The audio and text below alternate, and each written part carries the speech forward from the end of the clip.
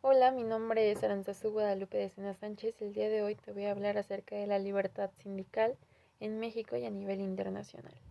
En México encontramos su fundamento en el artículo 123, apartado A, fracción decimosexta de la Constitución Política de los Estados Unidos Mexicanos, que establece el derecho de los trabajadores y del patrón de asociarse.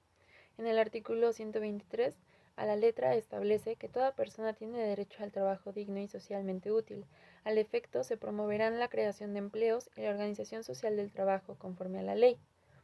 El Congreso de la Unión, sin contravenir a las bases siguientes, deberá expedir leyes sobre el trabajo, las cuales regirán, apartado A, entre los obreros, jornaleros, empleados domésticos, artesanos y de manera general todo contrato de trabajo.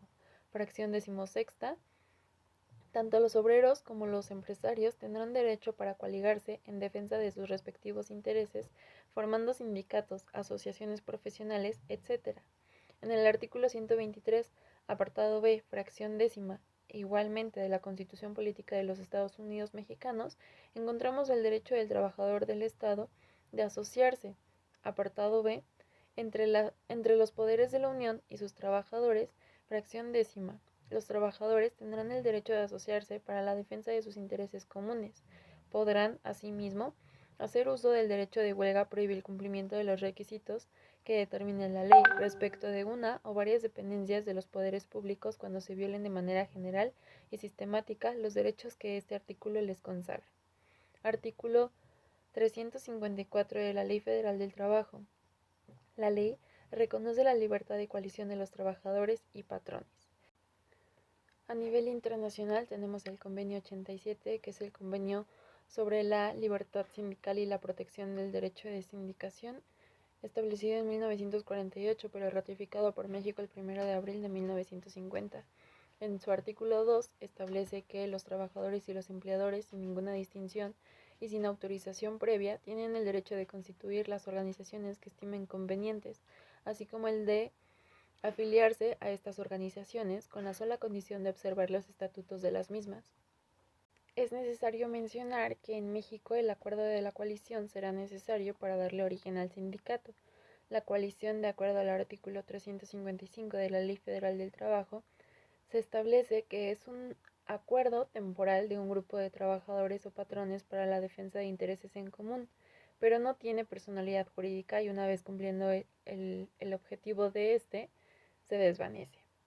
El sindicato, por el contrario, se transforma en una asociación con la característica de ser permanente y con tres objetivos indispensables. Uno es el análisis de las condiciones generales del trabajo y las condiciones sociales de trabajadores y patrones. Dos es el mejoramiento de las condiciones de trabajo, es decir, se considera como un elemento progresivo con la finalidad de superar los mínimos.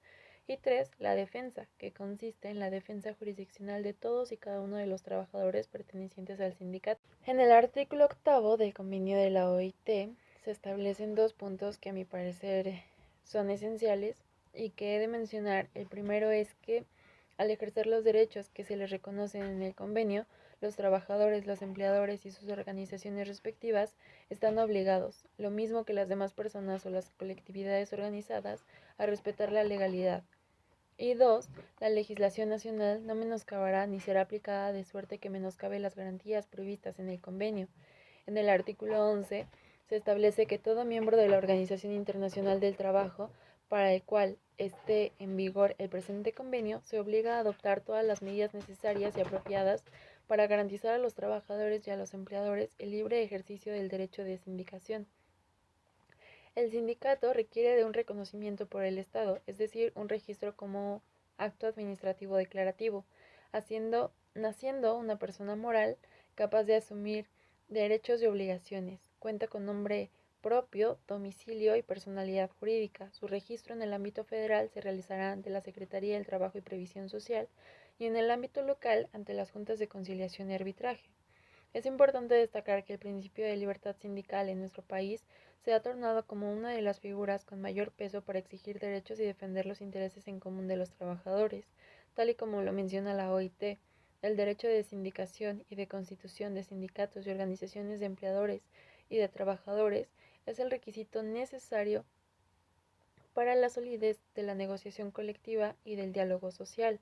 Algunos otros convenios relacionados con la sindicación y ratificados por México son el Convenio 98, que es el convenio sobre el derecho de sindicación y de negociación colectiva ratificado por México el 23 de noviembre del 2018, el Convenio 135, convenio sobre los representantes de los trabajadores, ratificado por México el 2 de mayo de 1974, y el Convenio 141, que es el convenio sobre las organizaciones de los trabajadores rurales, ratificado por México el 28 de junio de 1978.